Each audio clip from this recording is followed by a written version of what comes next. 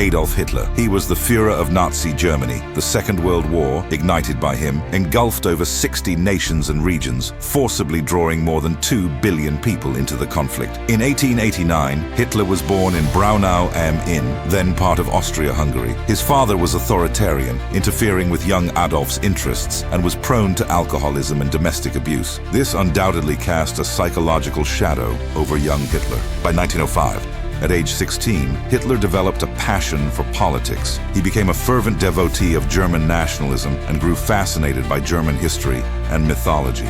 In 1906, shortly after turning 17, Hitler resolved to pursue his dream of becoming an artist at the Vienna Academy of Fine Arts. However, over the next 2 years, he was rejected twice. Tragedy struck during this time when his mother passed away. Devastated, Hitler was left adrift and destitute in Vienna. In the glittering yet harsh metropolis of Vienna, Hitler witnessed the stark contrast between the rich and the poor. He spent long periods doing menial labor, occasionally earning money selling his paintings, but barely scraped by, living in cheap, crowded shelters. In 1913, disillusioned, Hitler left Vienna for Munich, Germany. At 24, he felt like a complete failure. When World War I erupted in 1914, Hitler eagerly volunteered for the 16th Bavarian Reserve Infantry Regiment. On the battlefield, he finally found a sense of belonging, confidence, and honor he had long craved. He served as a dispatch runner, a notoriously dangerous role with high casualties. Yet Hitler seemed extraordinarily lucky. For his bravery in combat, he was awarded the Iron Cross, Second Class, and later the prestigious First Class. These decorations held profound significance for him. Even as Führer, he frequently wore the Iron Cross pinned to his chest. Hitler was wounded twice during the war. It was while recovering from his second injury that Germany surrendered to the Allied powers. Learning the news in a military hospital far from the front lines, Hitler was consumed by bitterness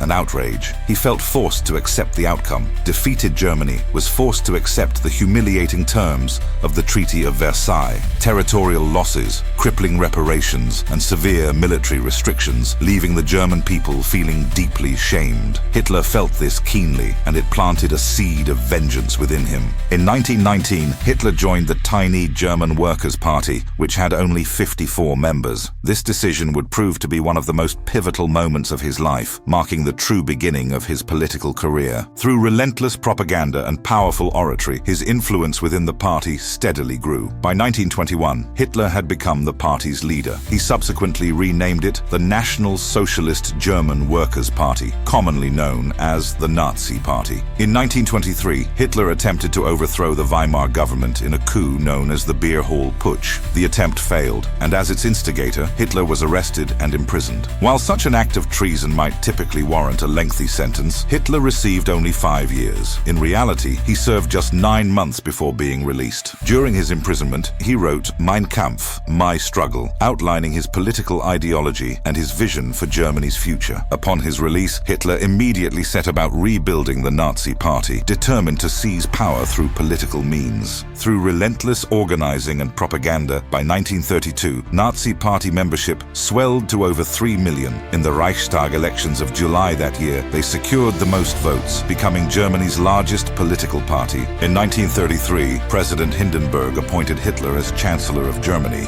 Following Hindenburg's death a year later, Hitler consolidated power, assuming the title of Führer, the supreme leader of Germany. He was 45 years old. World War II was just 5 years away. Many men reaching 50 reflect on their lives, their past dreams, and the swift passage of time, feeling an urgency about the future. This sentiment seems to have been particularly acute for Hitler. In the final days of August 1939, he remarked to his inner circle, "I am already 50. I cannot wait any longer." This sense of urgency propelled both him and his Reich towards the abyss of war. On September 1st, 1939, Hitler ordered the invasion of Poland, formally igniting World War II. Within 36 days, German forces achieved a swift and total victory. Next, to secure strategic naval bases and access to Swedish iron ore, Germany launched Operation Weserübung against Denmark and Norway. Denmark capitulated within hours. Norway resisted for nearly 2 months. Between May 10th and May 28th, 1940, German forces rapidly overran the Netherlands, Belgium, and Luxembourg.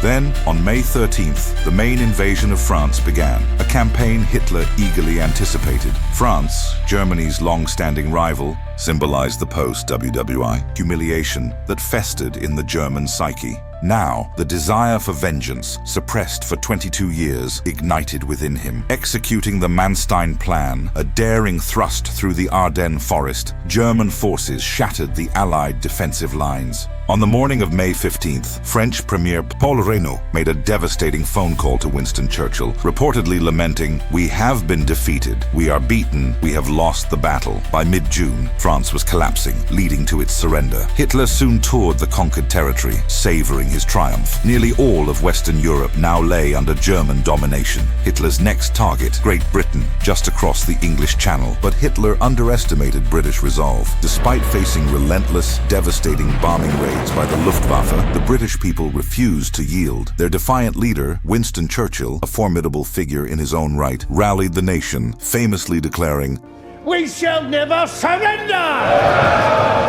Unable to achieve air supremacy over the Channel, Operation Sea Lion, the planned invasion of Britain, was postponed indefinitely. Hitler abandoned the attempt, turning his attention towards what he perceived as an easier target. In the summer of 1941, Hitler launched Operation Barbarossa, the massive invasion of the Soviet Union. Initially, German panzer divisions sliced through Soviet defenses, encircling and destroying hundreds of thousands of Red Army soldiers. By September 30th, 1941, German forces, comprising roughly 74 divisions and 1 million men, launched Operation Typhoon, the massive offensive aimed at capturing Moscow. However, the brutal Russian winter and fierce Soviet resistance halted the German advance. The subsequent Battle of Stalingrad proved to be a death knell for the Nazi invasion, marking the decisive turning point on the Eastern Front. From then on, the strategic initiative shifted irreversibly to the Soviets. In June 1944, the Allied landings in Normandy, D-Day, successfully opened a second major front in Europe. Nazi Germany was now caught in a devastating two-front war. By late 1944, with the Third Reich crumbling, many of Hitler's once loyal followers began to desert him. By Hitler's 56th birthday, April 20th, 1945, Berlin was almost completely encircled by the advancing Soviet army. Hitler finally recognized the inevitable. The Third Reich